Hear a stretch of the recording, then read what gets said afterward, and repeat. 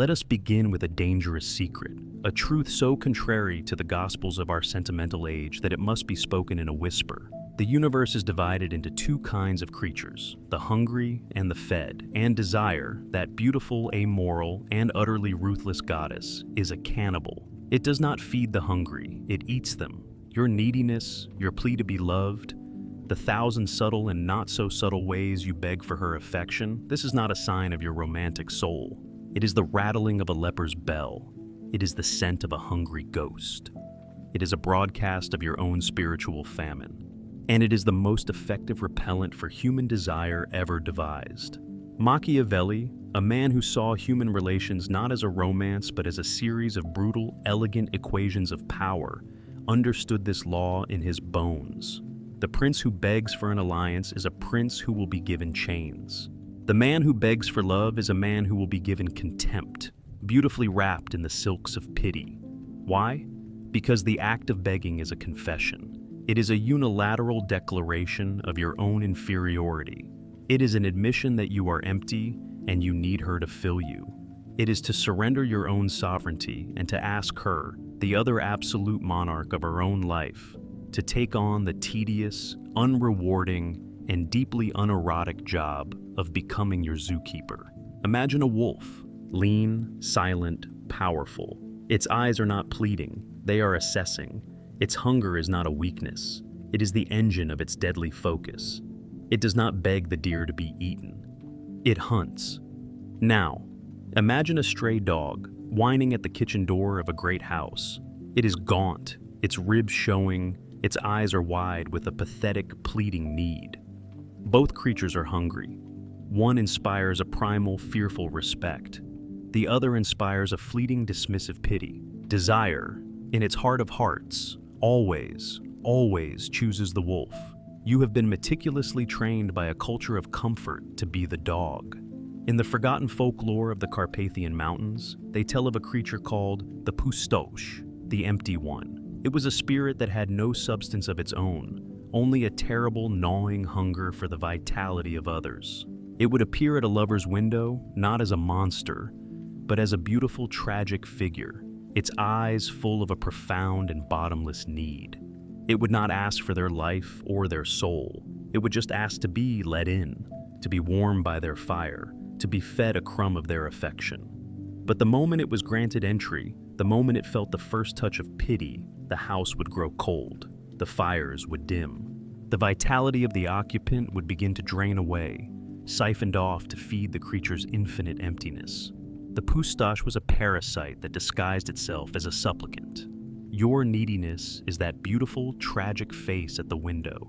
When you beg, when you send that third unanswered text, when you demand reassurance of her feelings, when you contort your own principles to win her approval, you are revealing that you are a hungry ghost, and her deepest, most ancient survival instincts, the ones that have been honed for 1,000,000 years to detect parasites and predators, will sound a silent, screaming alarm. She may not know why she feels a sudden, cold revulsion. She may even feel guilty for it, but she will feel it.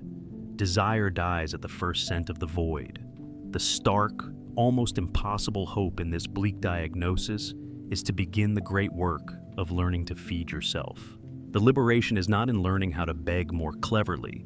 It is in the slow, arduous, and profoundly solitary process of building a life, a soul, a kingdom so rich and so satisfying that you are no longer hungry for the scraps from another's table. So, I ask you, with the cold diagnostic gaze of a man who knows the scent of a hungry ghost because he has been one, look at your last interaction with her. The words you said, the things you did. Now, be honest, with a brutality that makes your own skin crawl. Were you the wolf, moving with the quiet confidence of your own power? Or were you the dog, whining at a closed door, hoping that this time someone might be kind enough to let you in?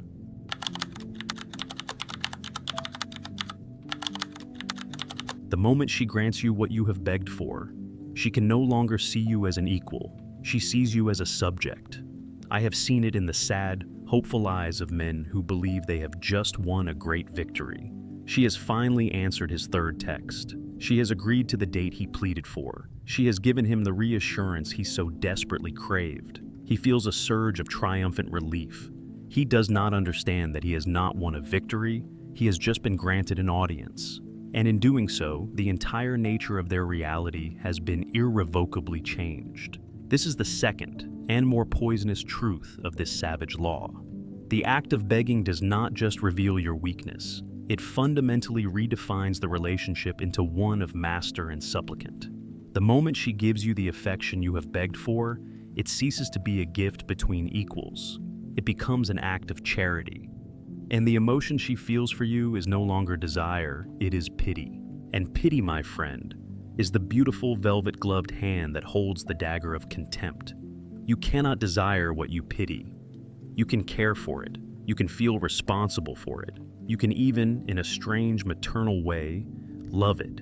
But you cannot feel the raw, amoral, and deeply respectful pull of true desire for a creature you see as lesser than yourself.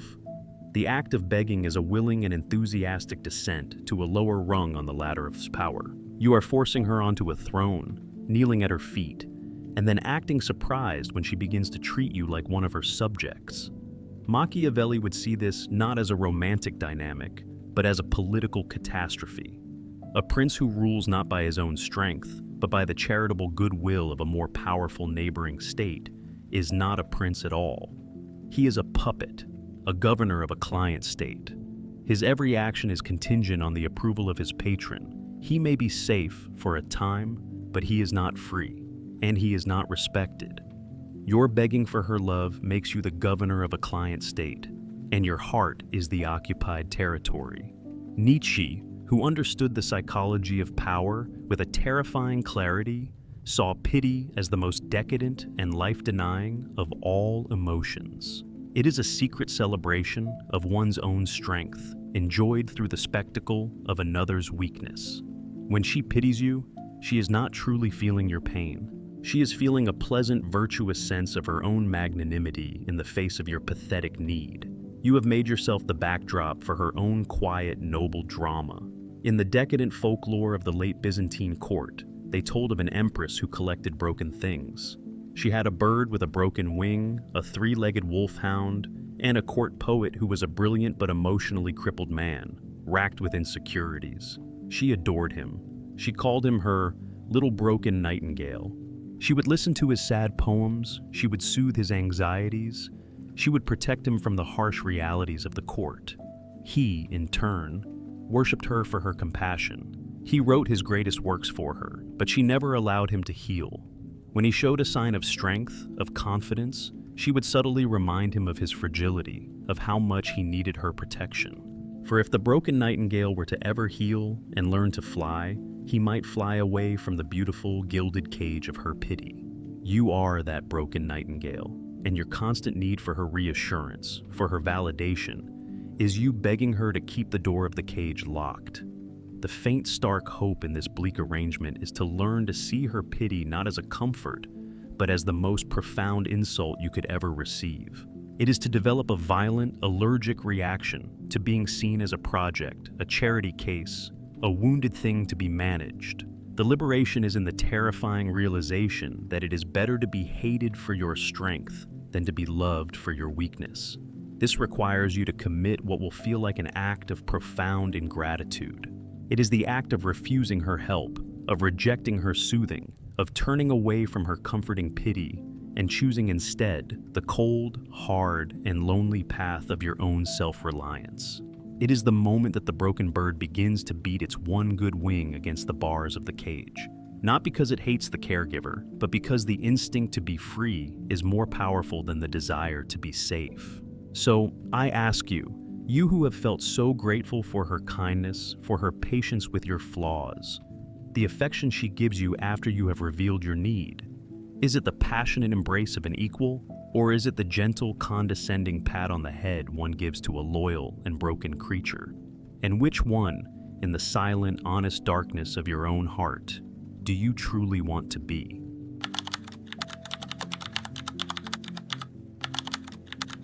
You do not need to speak to be a beggar. Your constant, anxious orbit is its own plea for scraps. I am going to tell you a secret that the loud, obvious beggars will never understand. The most common, most repulsive, and most desire-destroying form of begging is completely silent. It is a plea made not with the mouth, but with the body, with time, with the very trajectory of your life. It is the unspoken plea of the man who orbits. You believe that because you are not saying the needy words, you are not a beggar. You are a fool, deceiving no one but yourself. You are the silent panhandler of the soul, and your neediness radiates from you like a sickly sweet perfume. What is this silent begging? It is the man who is always available, the man whose schedule is a perpetually open question, waiting to be filled by her whim. It is the man who is always the first to view her online story, the first to like her post, a digital ghost haunting the periphery of her life, hoping his silent, constant attention will be mistaken for strength. It is the man who puts his own life, his own mission, on hold, waiting in the antechamber of her world, hoping she will one day grant him an audience. He does not speak his need, but his every action, his every priority, his very existence, screams it to the heavens. You are the center of my universe. Without you, I am a cold, dead rock. Machiavelli, a man who understood that a prince's time and presence were his most valuable assets, would be appalled by this squandering of sovereignty. A prince does not orbit his allies or his enemies. He has his own capital, his own court, his own affairs of state. He is a center of gravity in his own right. The man who orbits a woman is a man who has confessed that he has no kingdom of his own. He is a lord without a castle, a general without an army. He is a title without a territory. And there is nothing less compelling than a king with no kingdom. In the ancient fatalistic myths of the Celts, they spoke of the Ankou, the ghost of the last person to die in a parish, who was forced to become the servant of death for the next year. He did not speak. He did not threaten. He would simply appear, a silent, skeletal figure, and his presence alone was an omen of doom. He was a creature with no will of its own, a slave to a greater power. The man who silently orbits a woman, his movements dictated by her location, his happiness dictated by her mood, becomes a kind of Ankou. He is a ghost haunting a life that is not his own, a servant to the gravitational pull of a will that has mastered his. You must understand this. Desire is a predator, and predators are, above all, obsessed with vitality, with life force. They are drawn to the creature that is most alive. The silent beggar, the orbiter, is radiating the opposite of vitality. He is radiating a void. His constant anxious presence is not a sign of his devotion. It is a sign of his own emptiness. He is a black hole, and her deepest, most primal instincts will command her to flee before she is pulled into his lifeless orbit. The faint, almost impossible hope in this bleak picture is the power of a single, decisive movement, the act of turning away. It is the moment that the moon, in an act of impossible rebellion, decides to break its orbit and fly off to become its own planet. It is the act of choosing your own trajectory. It is to consciously and deliberately fill your own time, your own life, with your own mission, so that you are no longer available to be her satellite. This is not a tactic. It is a fundamental reordering of your universe. You must find a sun that is your own, your work, your art, your purpose, and you must begin to orbit it with the same desperate, obsessive energy you once gave to her. You must become so consumed by your own flight path that you cease to even notice whether she is following. This is the only thing that can ever truly command her respect. She will feel the shift in your gravity. She will feel you pull away, not with anger, not with resentment, but with the magnificent, terrifying indifference of a celestial body that has found its own, true course. And she will be left with a choice to watch you disappear into the darkness or to begin for the first time to adjust her own orbit to match yours. So, I ask you, with the cold, clear eye of an astronomer, look at the map of your own life for the past month. Where have you been? What have you done? Was it the path of a man walking toward his own destiny? Or was it the predictable, pathetic, and perfectly circular orbit of a moon that has forgotten it was once a star?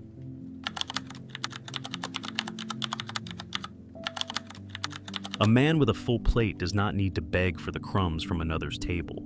Imagine two men in a time of great famine. The first man is a beggar. He spends his days going from door to door, his voice a pathetic whine, his hands outstretched, pleading for a crust of bread. His entire existence is a reaction to the hunger in his own belly and the mercy in the hearts of others. The second man is not a beggar, he is a farmer. While the famine raged, he did not plead to the heavens. He took his last few seeds, walked to a hidden, forgotten patch of land by a river, and with his own two hands, in solitude and silence, he worked. He broke the hard soil, he carried the water, he guarded his small crop from the crows. Now, his granary is full. He is hosting a feast. And the same people who once might have pitied the beggar now come to the farmer, their eyes wide with a desperate, hungry respect. The entire Machiavellian code, the entire dark art of power, can be distilled into one simple and life-altering directive. Stop being the beggar and start being the farmer. The savage law is that desire dies the moment you beg. The powerful corollary is this: desire is born from the spectacle of a man who has absolutely nothing to beg for. The ultimate antidote to the weakness of need is the profound, unshakable, and deeply attractive power of self-sufficiency. You have been operating under a false premise. You have been trying to solve the problem of your own hunger by becoming a more clever and persuasive beggar. You have been learning the right words, the right techniques, the right strategies to convince her to share a piece of her feast with you, and it is all wasted effort. The true solution is to turn your back on her table entirely and begin the long, hard, and glorious work of cultivating your own harvest. Machiavelli knew that a prince who was dependent on another's treasury or another's army was not a prince at all. He was a glorified slave. The first and most important task of any ruler is to secure his own state, to build his own army, to fill his own treasury. His power, his freedom, his very survival depends on his own resources. A man's life is his state. His skills, his purpose, his financial independence, his physical strength, his intellectual depth, this is his treasury. The man who begs for love is a man with an empty treasury, trying to secure a loan from a notoriously fickle foreign power. In the parched, sun-scorched myths of ancient Sumeria, they told of a land whose people were dying of thirst. They spent all their days performing elaborate rituals to the sky god, Anu, begging him for rain. Their priests grew fat on sacrifices, and the people grew thin on hope. But one man, an outcast named Enki, ignored the rituals. He took a sharpened spade and began to walk the barren land, studying the contours of the earth, the patterns of the dry riverbeds. The priests condemned him as a heretic. The people mocked his foolish, lonely labor. For 7 years, he dug a single, impossibly deep well. And on the first day of the 8th year, he struck a great hidden underground river. His well erupted, creating a lush green oasis in the heart of the wasteland. The sky god remained silent. The priests were revealed as frauds, and the entire tribe was forced to abandon their useless rituals and come, as humble supplicants, to the man they had scorned, begging for the water he had created not through prayer, but through his own relentless, solitary, and sovereign effort. You must stop praying for rain. You must pick up your spade and start digging your own well. Your well is your purpose, your mission, your obsession. It is the business you build, the art you create, the body you forge, the knowledge you acquire. It is the hard, thankless, and often invisible labor that you do for yourself and for yourself alone. This is the great work, and it is in the doing of this work that the alchemy happens. Your neediness, your hunger for her validation, begins to evaporate, burned away by the heat of your own forge. You become so consumed with the joy and the struggle of your own harvest that you forget you were ever starving. This is the state of having a full hand. It is the quiet, calm, and deeply centered energy of a man who is nourished from within. He enters a room not with the anxious, grasping energy of the beggar, but with the calm, benevolent energy of the farmer who has come to share his surplus. His conversation is not a plea for approval. It is an offering of his own interesting thoughts. His time is not a commodity he gives away to the highest bidder of affection. It is a precious resource he invests with care. The strange, magnificent hope in this is that it is a path to a power that is truly your own. It cannot be taken from you. It is not contingent on her mood, or her presence, or the state of your relationship. It is the power of your own competence. And this power, this energy of a man who is a source, not a drain, is the most powerful aphrodisiac in the known universe. You will not have to beg for her desire. Your own abundance will make you the feast she is starving for.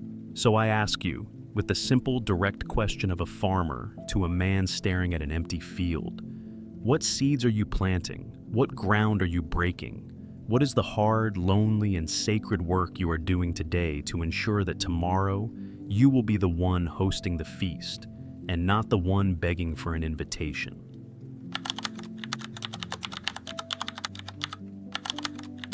The man who needs nothing is the only one whose gifts are not a bribe. And so, we have come to the end of this dark and lonely road. We have seen that to beg is to announce your own famine, a scent that repels all desire.